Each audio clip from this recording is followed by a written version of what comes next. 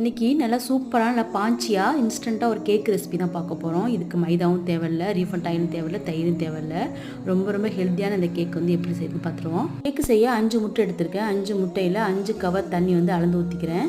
நம்ம எடுத்து அந்த முட்டை கவர்லேயே அளந்து ஊற்றிக்கோங்க. அப்போ தான் வந்து தண்ணி அதிகமாக போகாமல் இருக்கும். ஏலக்காவும் சர்க்கரையும் சேர்த்து நுணுக்கி அதையும் போட்டுக்கிட்டு டேஸ்ட்டு கொஞ்சமாக உப்பு சேர்த்துட்டு நீங்கள் வந்து எலக்ட்ரிக் பீட்டர் இருந்தால் நல்லா வந்து பீட் பண்ணி எடுத்துக்கோங்க.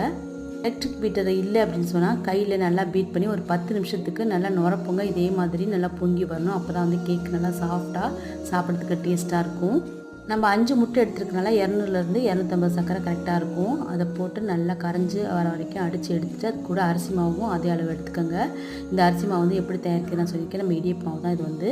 நம்ம போட்ட எல்லா பொருளுமே நல்லா மிக்ஸ் ஆகி வர மாதிரி அடிச்சுட்டு அதுக்கப்புறம் குக்கரில் நெய் ஊற்றி நல்லா புகை வர அளவுக்கு காய வச்சுக்கோங்க. கலந்து வச்சு அந்த பேட்டரை தூக்கி ஊற்றிட்டு நல்லா வந்து மூடி போட்டு 15லேருந்து 20 நிமிஷம் வச்சு எடுத்திங்கன்னா சூப்பரான கேக் ரெடி ஆயிடும். இதே மாதிரி ரெசிபி பார்க்க நம்ம சேனல்